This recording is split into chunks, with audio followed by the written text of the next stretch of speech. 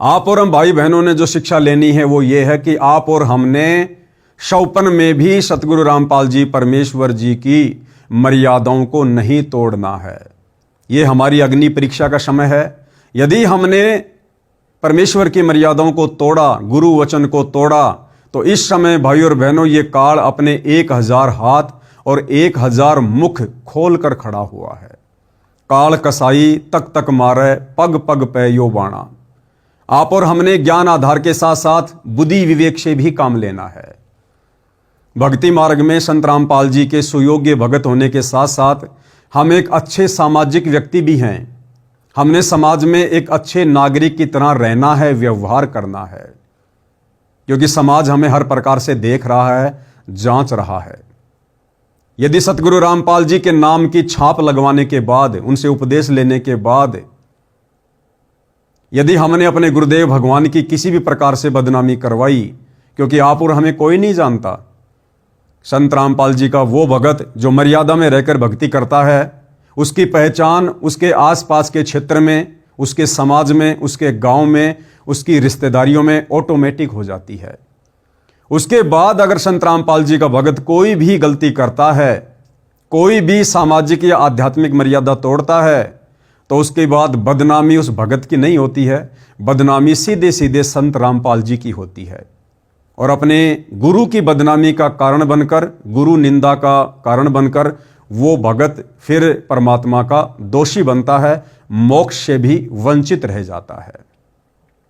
तो सबसे पहली शिक्षा आप और हमने वर्तमान में अग्नि परीक्षा के समय में अपने गुरुदेव भगवान की प्रत्येक मर्यादाओं को जान पर खेल कर निभाना है। बहुत सारी परीक्षा गुरुदेव भगवान जबरदस्ती लेगा। जानबूझ के सतगुरु रामपाल जी भगवान हम भक्तों के सामने इस अग्नि परीक्षा के समय ऐसी ऐसी परिस्थितियां पैदा करेंगे जो हमें सोचने पर मजबूर कर देंगी, हमें धर्म संकट में डाल देंगी।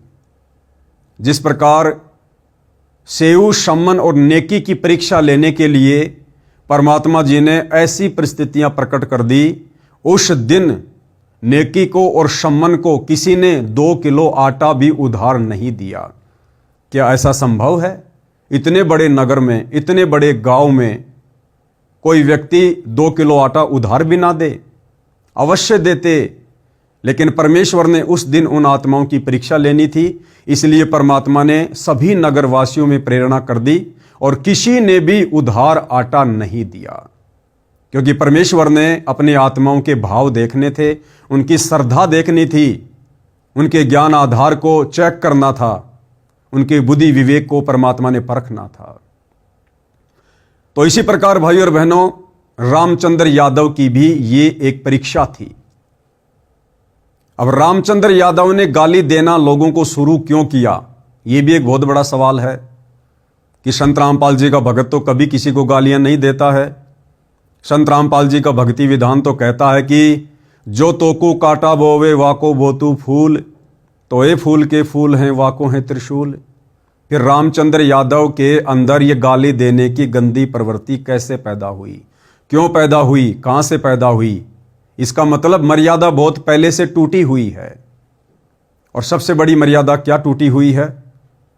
सन 2014 बरवाला कांड के बाद सन 2015 में मैं पवन दास प्रथम बार रामचंद्र यादव के संपर्क में आया। रामचंद्र यादव साथ संगति से जुड़ा। दास ने रामचंद्र यादव को बरवाला कांड के विषय में बताया, समझाया, जितना मुझे उस समय याद था।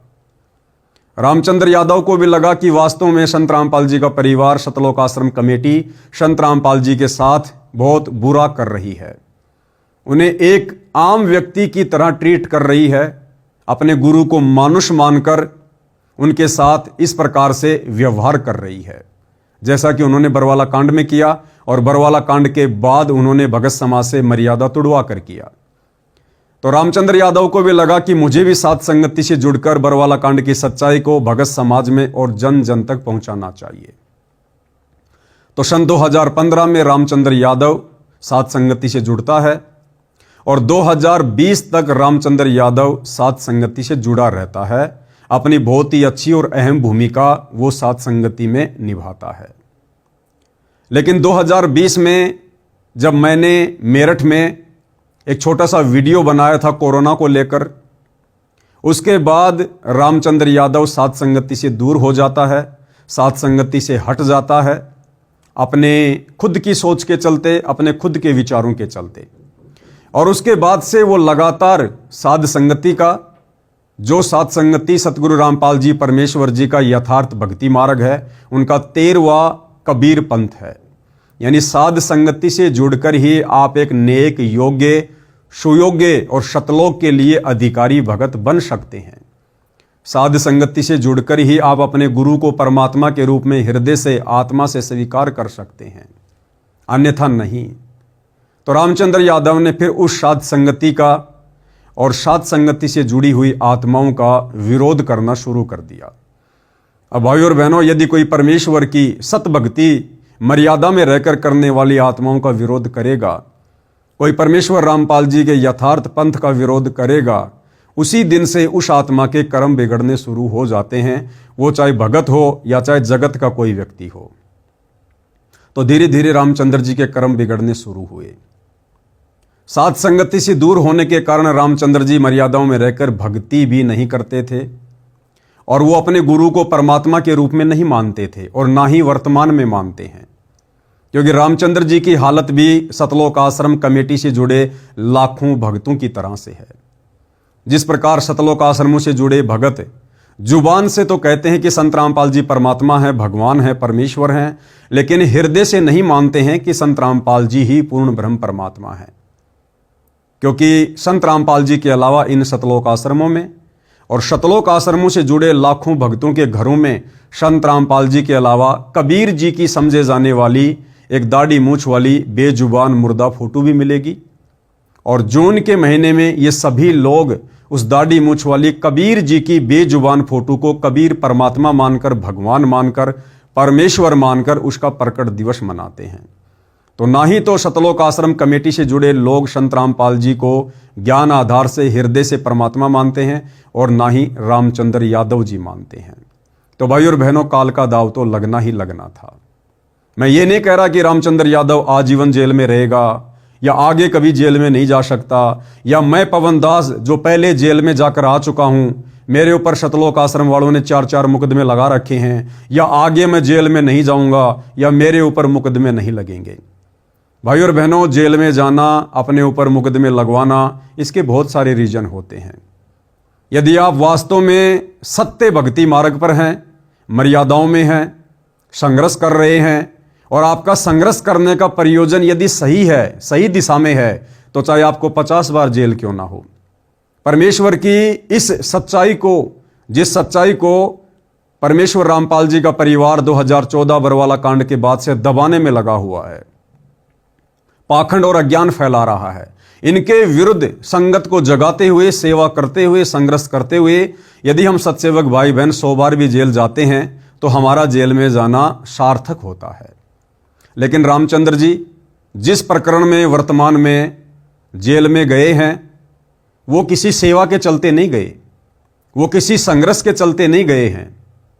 रामचंद्र यादव जी ने परमेश्वर रामपाल जी की मर्यादा तोड़ी है, मर्यादा तोड़ने के चलते काल का अटैक हुआ है और उनको जेल में डाला गया है। तो भाई और बहनों, सबसे पहली शिक्षा आप और हम भगत भाई बहनों ने शौपन में भी जो जो नियम और मर्यादा गुरुदेव भगवान ने हमें प्रथम नाम दीक्षा के समय दी है, शतनाम के समय दी है, या सत्संगों में हमें जिन जिन बातों के ऊपर दृढ़ता के साथ अमल करने के लिए प्रतिबद्ध किया है, हमें आदेश दिया है, निर्देश दिया है, आप और हमने दृढ़ता से उन तमाम सतगुरु के वचनों का, आदेशों का पालन करना है, क्योंकि हम वर्तमान में अग्नि परीक्षा के दौर से गुजर रहे हैं। द्वापर के अंत में जो महाभारत हुआ था, उसके बाद जो सबसे बड़ा महाभारत वर्तमान में धरती पर हो रहा है, तो संत रामपाल जी के पंथ में हो रहा है, उनके भक्ति मार्ग में हो रहा है। दुनिया को ये बातें 2028 के बाद पता लगना शुरू होंगी। संत रामपाल जी के पंथ में 2 पार्ट बन चुके हैं, यानी संत रामपाल जी की संगत 2 भागों में विभाजित हो चुकी है। एक भाग उनका परिवार हैंडल करता है, जिसे शतलोक आश्रम कमेटी के नाम से जाना जाता है। दूसरा पार्ट आप और हम सभी साथ संगति से जुड़े हुए सत्सेवक भाई बहन हैं, जो अपने गुरुदेव भगवान की गैर हाजिरी में उनके सत्संगों को आधार बनाकर, अपने गुरु को ही परमात्मा कबीर जी मानकर और नेक नीति ईमानदारी से अपना काम करते हुए, संघर्ष करते हुए, मर्यादाओं में रहते हुए अपनी भक्ति को कर रहे हैं। तो कुलदीप वत्स जो कि बादली से विधायक हैं, इस प्रकरण में उनका किसी भी प्रकार से कोई दोष नहीं है। वो एक जनप्रतिनिधि है और जहां उनको बुलाया जाएगा किसी भी कार्यक्रम में और जैसा वे उचित समझेंगे वो वहां जाएंगे, वो अपने कुछ भी विचार व्यक्त करेंगे। भाई और बहनों, ये कर्म प्रधान क्षेत्र है। कर्म चाहे भगत करे, चाहे विधायक करे, चाहे देश का प्रधानमंत्री करे, समय आने पर वो व्यक्ति अपने कर्म का भोग भोगता है। हम सतगुरु रामपाल जी के भगत होने के नाते यदि कोई व्यक्ति कुछ अपशब्दों का प्रयोग करता है, गलत भाषा का प्रयोग करता है, ज्ञान विरुद्ध बातें रखता है, तो हम केवल उनको समझा सकते हैं एक सभ्य भाषा में। एक संदेशा हम उस तक पहुंचा सकते हैं कि विधायक जी, आप जी ने उस कार्यक्रम में जिस प्रकार की बातें की हैं, वो बातें आप जी को शोभा नहीं देती हैं। वो बातें संत रामपाल जी के पंथ और उनके मार्ग, उनके भक्ति विधान के विपरीत हैं। आपको ऐसा कहना शोभा नहीं देता है। इस प्रकार से हम किसी को बता सकते हैं, समझा सकते हैं, लेकिन माँ बहन की गालियां देना, सीधे सीधे किसी को बम से उड़ाने की धमकी देना, जान से मारने की धमकी देना, ये परमेश्वर रामपाल जी के सत भक्ति मार्ग में दूर दूर तक नहीं है। और ना ही सतगुरु रामपाल जी कभी अपने भक्तों को इस प्रकार की घटिया शिक्षा देते हैं। तो सबसे पहली शिक्षा, आप और हमने शौपन में भूलकर भी अपने गुरुदेव की मर्यादाओं को नहीं तोड़ना है। हालांकि रामचंद्र यादव बहुत अच्छा इंसान है, अच्छा भगत है, लेकिन भाई और बहनों, इस भक्ति मार्ग में आपके अंदर लाख अच्छाइयां हैं। यदि आपने जरा भी मर्यादा तोड़ दी, काल सर पर बैठा होता है, उसी समय अटैक करेगा। आपकी 100 अच्छाइयों को एक पल में आपकी एक छोटी सी गलती करने के चलते वो मिट्टी में मिला देगा, धूल में मिला देगा। और गुरुदेव भगवान कहते हैं कि भाई मेरे पंथ में, मेरे मार्ग में आप चाहे कितने अच्छे भगत हैं, कितने बड़े भगत हैं, कितने ही वक्ता भगत हैं, आपको कितना ही ज्ञान समझ में आ गया हो, लेकिन इस मार्ग में यदि आपने जरा सी मर्यादा कर दी, जरा सी त्रुटि कर दी, तो परमेश्वर आपको मोक्ष प्रदान नहीं करेगा। परमेश्वर आपको शतलोक में लेकर नहीं जाएगा। हमने हर प्रकार से, हर मर्यादाओं में रहकर ही भक्ति पर अपने आप को सुचारू रखना है। हमने हर कदम पर अपने गुरुदेव भगवान को प्रसन्न रखना है।